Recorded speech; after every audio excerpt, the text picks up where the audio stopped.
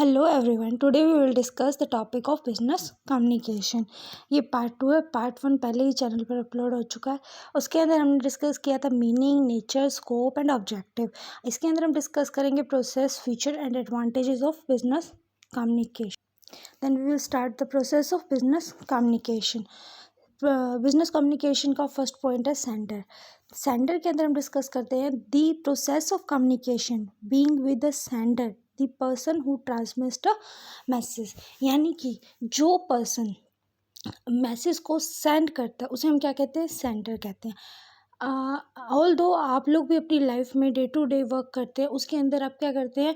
अपने मैसेज को फॉरवर्ड करते हैं, सेंड करते हैं, तो हम आप भी क्या हो जाते हैं? सेंडर हो जाते हैं। इसके हम एग्जांपल लेते हैं। The branch manager explain new product line to sales force. यानी कि ब्रांच मैनेजर जो है वो क्या करता है? सेल्स मैनेजर को अपने कुछ डॉक्यूमेंट सेंड करता है, तो हम उसे भी सेंडर कहते हैं। और कोई अगर कंप्यूटर प्रोग्राम के थ्रू कोई कोवर्कर को अपना ईमेल हो गया या फिर टेक्स्ट हो गया, कोई मैसेज हो गया, वो अगर हम सेंड करते हैं तो वो भी सेंडर हो जाता है। कोई अकाउंटेंट कोई अपनी फाइनेंशियल रिपोर्ट सुपीरियर को अगर सेंड करता है तो वो भी सेंडर ही होता है। तो इसके मीन्स में हम क्या कहते हैं? इन सबको हम मिला कर करते हैं sender of communication. And next point है हमारा message. A message is any signal that trigger the response of a receiver. यानी कि जो भी हम मैसेज सेंड करते हैं वो जब रिसीवर रिसीव कर लेता है, आप सबको पता है कि इसके अंदर टू पर्सन्स इंक्लूड होते हैं, one sender and second is receiver, because communication is two way process. Communication जो है वो टू वे कम्युनिकेशन है। हम विदाउट टू पर्सन कोई भी कम्युनिकेशन पॉसिबल ही नहीं होता। अब इसके अंदर हम क्या करते हैं? Message could be verbal. Message verbal भी हो सकता है और नॉन वर्बल भी हो सकता है। वर्बल के अंदर हम कहते हैं रिटन फॉर्म में होता है, लाइक पीडीएफ हो गया, जो आप लोग रीड कर रहे हैं, या अपनी बुक हो गई, वो रिटन फॉर्म में है।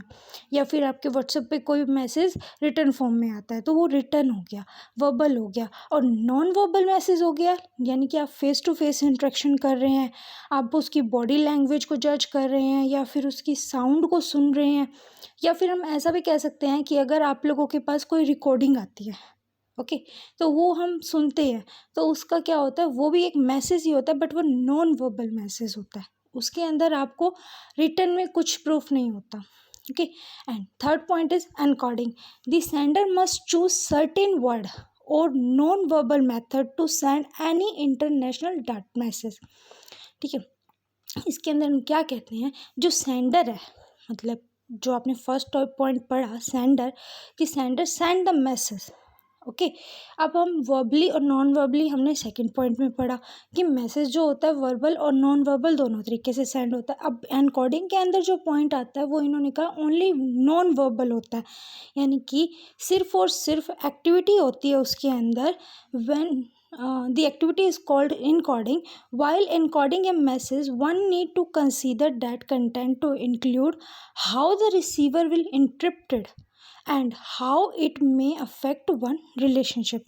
It means that कि अगर कोई भी पर्सन आपके डाटा को, इसके अंदर हम ये भी कह सकते हैं कि अपने आइडियाज़ को शेयर करते हैं, लाइक वन पर्सन अपने आइडिया को अनदर पर्सन के साथ शेयर करता है, ओके, तो हम उसको भी एनकोडिंग कह सकते हैं। पर वो नॉन वर्बल इसलिए है क्योंकि वो ओनली फॉर टोकन वे में करता है, यानी कि बोल के करता है। ओके।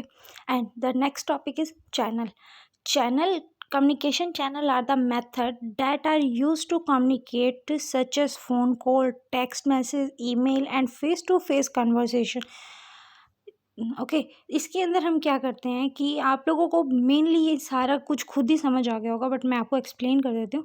कम्युनिकेशन चैनल, कम्युनिकेट करना वन पर्सन को अनदर पर्सन से फेस टू फेस इंटरेक्शन बनाकर, फ़ोन कॉल्स के थ्रू, लाइक आप डे टू डे अपनी लाइफ में फ़ोन यूज़ करते हैं, आप वन पर्सन आप होते हैं एंड अनदर को आप कॉल करते हैं, टेक्स्ट भी सेंड करते हैं, ईमेल भी करते हैं।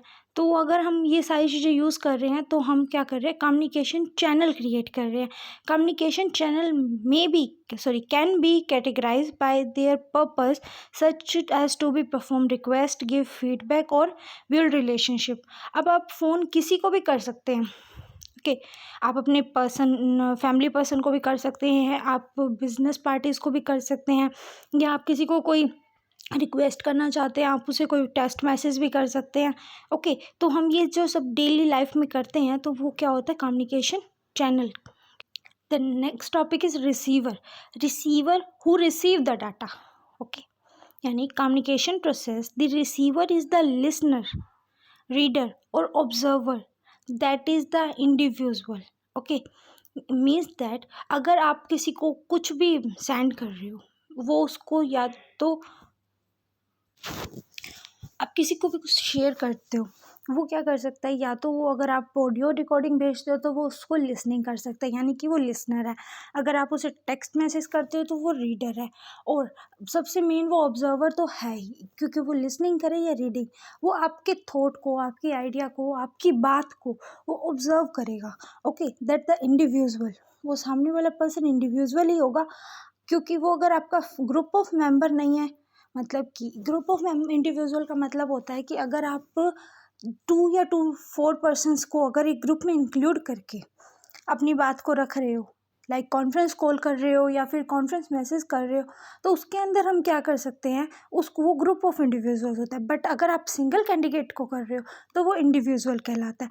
To whom a message is directed, the receiver is called the audience और डिकॉर्डर, यानी कि जो रिसीवर होता है उसे हम डिकॉर्डर भी कह सकते हैं या फिर ऑडियंस भी कह सकते हैं। ऑडियंस का काम होता है सुनने का, और डिकॉर्डर का काम होता है अपनी माइंड में उस चीज़ को उतार कर, यानी कि सोच समझ कर उस चीज़ को देखना कि वो कितना वैल्यूएबल है।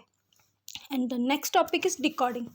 Decoding is the process of unlocking the content of a code file that has been transmitted. Media files like movie and music are normally encoding so that they do not take up much bandwidth during transmission. Thus, they must be decoded back to their original form in order for you to view the video और listening to the music. अब इसके अंदर हम क्या करते हैं, किसी भी डाटा को डिकॉड करना, यानी कि अनलॉक करना। मीन्स लाइक अगर आप लोग कोई भी डाटा, कोई भी मूवी फाइल देखते हो, आप पहले क्या करते हो, अपने फ़ोन में, मोबाइल में उसे डाउनलोड करते हो, लैपटॉप में भी डाउनलोड करते हो, तो उसके बाद आप उसको ओपन करते हो, उसको मतलब कि डिकॉड करते हो, अनलॉक करते हो, फिर आप उसे यूज़ कर सकते हो। ओके, एंड लास्ट पॉइंट है फीडबैक। फीडबैक क्या होता है, फीडबैक होता है कि आप कोई भी चीज़, कोई भी प्रोडक्ट भी अगर आप यूज़ करते हो तो उसका फीडबैक देते हो कंपनी को कि इस प्रोडक्ट के अंदर ये तो क्वालिटी है और ये डिसक्वालिटी है, ये इस प्रोडक्ट का बेनिफिट है और ये इस प्रोडक्ट के मतलब लिमिटेशंस हैं। ओके, मतलब कि अल्टीमेट द रिसीवर रिएक्ट और response to the communication send by the sender, मतलब कि रिसीवर जो रिएक्शन देता है सेंडर को, the response could be based on clear interpretation of the symbol send, और it could be based on the misunderstanding और mis interpretation of symbol send. Means अगर हम ये भी देख सकते हैं कि अगर आप किसी को इमोजीज सेंड कर रहे हो, ओके, इमोजी अगर आप स्माइल वाला सेंड कर रहे हो, अब सामने वाले पर्सन को ये देखना है ना कि स्माइल वाला वो कौन सा इमोजी है। ओके, उसका मीनिंग अगर उसे नहीं पता, वो मिसअंडरस्टूड कर जाता है उस चीज़ को, तो वो चीज़ क्या होती है कि वो आपके भेजने पे डिपेंड होता है और उसके समझने पे भी डिपेंड होता है। तो वो आपको किस तरीके का फीडबैक देता है वो उस पर्सन पे भी डिपेंड करता है। इसलिए मेनली इसने कहा गया है कि सेंडर तो सेंड कर सकता है पर रिएक्ट कौन करता है, receiver. Okay, and last line of whatever the response of a receiver to a sender, it is called the feedback। कि अगर जो भी सेंडर मैसेज सेंड करता है उसके ऊपर जो रिसीवर रिएक्ट करता है उसे ही हम फीडबैक कहते हैं। कुछ अब इसने कहा some feedback is non verbal, यानी कि स्माइल, साइन, नोट्स और सो ऑन, कि अगर आप लोग सामने फेस टू फेस इंटरेक्शन कर रहे हो तो अगर आपको कोई फीडबैक, आप किसी से कोई बात करते हो तो वो अगर आपको स्माइल कर दे तो मीन्स आप उसको समझ आते हो कि इसके माइंड में हमारे लिए पॉजिटिव थॉट आ रहा है। ओके, उसकी बॉडी लैंग्वेज को देखकर आपको पता चल जाता है कि ये हमारी बात सुनने में इंटरेस्टेड है। ओके, तो वो चीज़ें हमारे लिए फीडबैक हो जाती हैं। And the next topic is feature और करेक्टरिस्टिक ऑफ बिजनेस कम्युनिकेशन। इसमें हम सिर्फ पॉइंट मैं आप लोगों को एक्सप्लेन करूँगी, मैं आपको एक्सप्लेनेशन नहीं दे रही हूँ। क्यों? इसको आप अगर फर्स्ट आप वीडियो वॉच करते हो उसके अंदर आपको सारा कुछ ही गिवन है। ऑल इन्फॉर्मेशन गिवन है। अगर आप वो पूरी तरह देख लेते हो तो आपको इसको पूरा समझ आ जाएगा बिना इसमें एक्सप्लेनेशन के भी। ओके, अब फर्स्ट पॉइंट स्टार्ट करते हैं। कम्युनिकेशन इन्वॉल्व टू पार्टीज, मतलब जो कम्युनिकेशन है वो टू पार्टीज के बीच में होता है। लाइक वन पार्टी आप हो और सेकेंड पार्टी अनदर पार्टी है। Without two parties communication process successful ही नहीं है। सेकेंड पॉइंट है एग्जिस्टेंस ऑफ मैसेज, लाइक इसके अंदर मैसेज की एग्जिस्टेंस ज़्यादा होती है। व्हाट्सएप पे हो, चाहे फेसबुक पे हो, चाहे आप इंस्टाग्राम पे हो, चाहे आप आज सोशल मीडिया के अकॉर्डिंग हो या फिर मेल के अकॉर्डिंग हो। ओके, तो एग्जिस्टेंस मैसेज की इसमें बहुत ज़्यादा होती है। थर्ड पॉइंट है कॉन्टीन्यूस प्रोसेस, मीन्स अगर कम्युनिकेशन प्रोसेस है वो कॉन्टीन्यूस है, रुकता नहीं है। अगर हम आज हैं तो भी कॉन्टीन्यूस है और नहीं है तो भी कम्युनिकेशन कंटिन्यू है। बिकॉज कम्युनिकेशन जो है वो क्या है, डे टू डे लाइफ का पार्ट है हमारी। लाइक हम क्या करते हैं, हम आपस में बात करते हैं अपने फ्रेंड से, अपनी फैमिली से, अपने रिलेटिव से, तो हम उसे क्या कहते हैं, कम्युनिकेशन प्रोसेस कहते हैं। ओके, थर्ड पॉइंट है रिटन और ओरल। ये टू तरीके की होती है, फर्स्ट रिटन और सेकंड ओरल। रिटन यानी कि पीडीएफ नोट हो गया, या फिर आप कोई बुक रीड कर रहे हो, या कुछ भी ऐसा मैसेज जो आपके पास आया है रिटन फॉर्म में। ओके, ओरल का मतलब होता है कि अगर आप कोई चीज़ सिर्फ सुन रहे हो, लिसनिंग कर रहे हो। ओके, अच्छा, फिफ्थ पॉइंट इज फॉर्मल और इनफॉर्मल। ओके, फॉर्मल और इनफॉर्मल के बीच में डिफरेंस है। फॉर्मल मैसेज यानी कि जो आप किसी काम के रिलेटेड होकर कर रहे हो। ओके, उसमें आप क्या कर रहे हो, उसमें आपको पर्टिकुलरली काम दिखाई दे रहा है, आप अपने बिजनेस के लिए कर रहे हो, आप अपने ग्रोथ के लिए कर रहे हो, तो वो आपका जो पर्पस है वो फॉर्मल है। और इनफॉर्मल, लाइक आप अपने फ्रेंड से भी बात कर रहे हो, वो इनफॉर्मल कम्युनिकेशन होता है। Then next point is universal process, because ये यूनिवर्सल प्रोसेस है। ऑल ओवर वर्ल्ड में ही कम्युनिकेशन चलता है।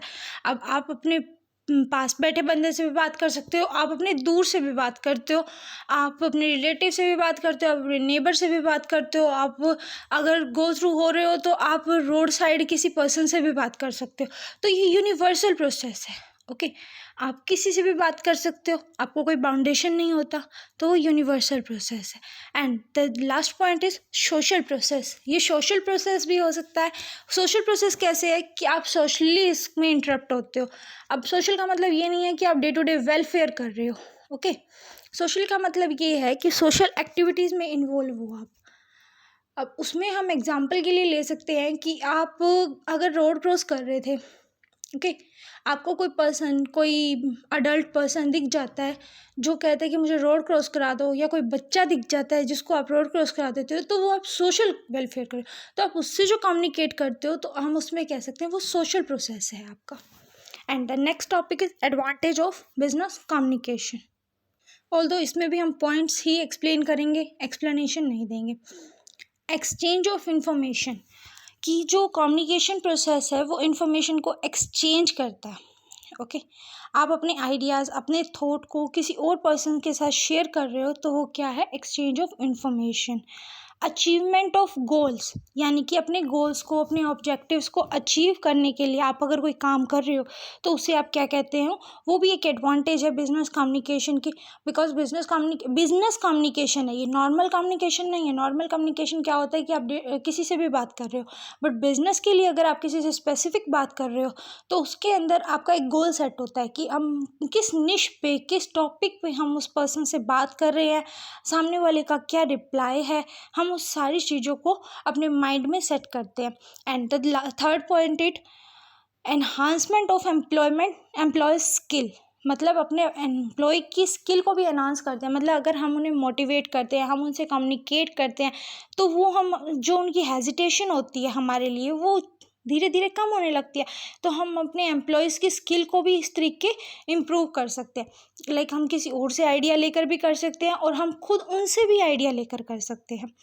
ठीक है, नेक्स्ट पॉइंट है formulation and execution of plan, यानी कि सबसे पहला टॉपिक होता है किसी भी बिजनेस या किसी भी वर्क को स्टार्ट करने के लिए, उसके अंदर प्लानिंग।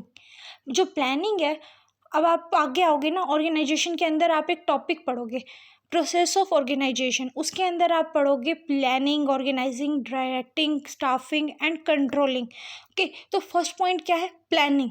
तो प्लान करना किसी भी मतलब निश पे, किसी भी टॉपिक पे कि आप क्या काम कर रहे हो, आपको किस तरीके करना है, आपको उसका क्या बेनिफिट होने वाला है अपने फ्यूचर में। ओके, तो अपने माइंड में आप सोच लो कि भाई आपका क्या उससे बेनिफिट होगा, आप उसको किस तरीके प्लान करते हो अपने, मतलब आप किस टाइम, अब आप स्टूडेंट हो तो भी आप अपना प्लान करते हो कि मैं सुबह उठकर इस तरीके इस चीज़ की स्टडी करूँगी, आगे मैं ऐसे करूँगी, पूरा दिन का आप शेड्यूल प्रिपेयर करते हो, वो भी एक तरीके की आपकी प्लानिंग है।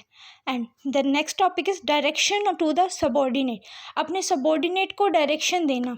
अब उसमें हम क्या कह सकते हैं कि अगर आप सुपीरियर हो, ओके, आप मैनेजर हो, सुपीरियर हो, अपने सुबॉर्डिनेट यानी कि लेमैन यानी और अपने सुबॉर्डिनेट्स को अगर आप कांटेक्ट करते हो, उससे उनसे कम्युनिकेट करते रहते हो, टाइम टू टाइम उनके वेलफेयर में काम करते हो, उनको इंसेंटिव प्रोवाइड कराते हो, वो आपके बारे में अच्छा सोचते हैं, तो आप क्या करते हो, उनको टाइम टू टाइम गाइडेंस भी दे सकते हो कि आप इस वर्क को इस तरीके ना करके इस तरीके करो, हमारा प्रॉफिट ही इंक्रीज होगा।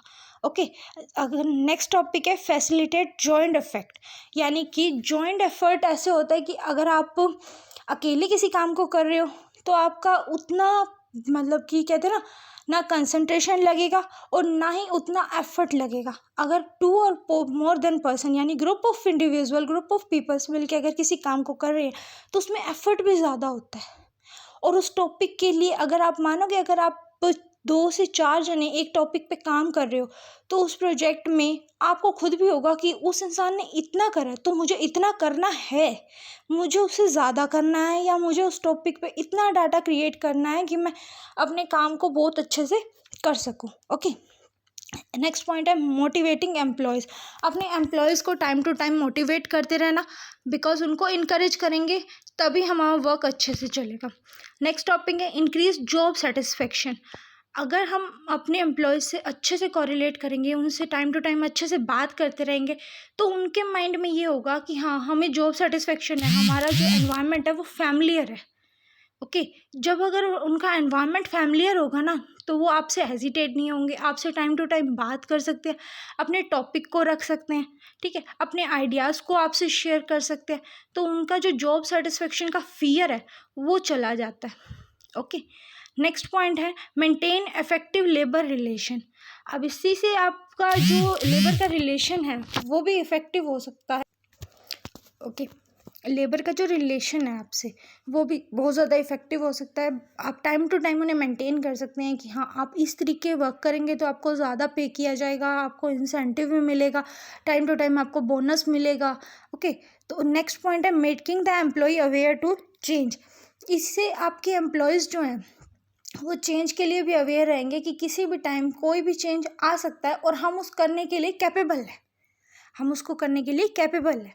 अगर आप उनसे कोरिलेट रहते हो, उनसे बात करते रहते हो, कम्युनिकेशन बहुत अच्छा होता है आप कंपनी के अंदर, तो पता है क्या होता है, सबसे बड़ा फैक्ट ये होता है, आप अपनी फैमिली में ले लो कम्युनिकेशन को, आप अपने फैमिली मेम्बर से अगर सारी चीज़ें शेयर करते रहते हो तो क्या होता है कि आप किसी भी चीज़ में फंसे हो तो उनसे बात करते हो, तो आप अपनी जो बात है उसको रखते हो, फिर वो आपको आइडिया देते हैं, आप उसमें चेंज कर लेते हो, उसी तरीके कंपनी में होता है। And next point increase productivity, अपनी प्रोडक्टिविटी को भी इंक्रीज करते हैं यानी कि अपनी प्रोडक्शन को भी बढ़ाते हैं। एंड नेक्स्ट पॉइंट है स्ट्रॉन्ग डिसीजन मेकिंग, अगर जो टॉप मैनेजमेंट है उसको टाइम टू टाइम सारा कुछ, सारे आइडियाज, सारे थॉट, सारे फैक्ट सब कुछ क्लियरली सामने डिफाइन होगा तो वो जो डिसीज़न लेंगे ना उसमें भी वो बहुत ज़्यादा पंक्चुअलिटी से बहुत अच्छे से वर्क कर सकते हैं, तो वो स्ट्रॉन्ग डिसीजन मेकिंग कर सकते हैं। Okay, and lesser misunderstanding, okay, जो हमारी अंडरस्टैंडिंग है, एक दूसरे को समझने का तरीका है वो बहुत कम हो जाता है कि हाँ भाई ये पर्सन ऐसा नहीं है, हमारी ऑर्गेनाइजेशन के लिए जो भी वर्क कर रहा है वो पूरे के पूरे कंसंट्रेशन के साथ अपना पूरा का पूरा एफर्ट लगा रहा है, सॉरी, तो हम जब बात करते हैं किसी पर्सन से तो भी तभी हमें पता चलता है ना कि वो किस तरीके का है, उसका माइंडसेट कैसा है। ओके,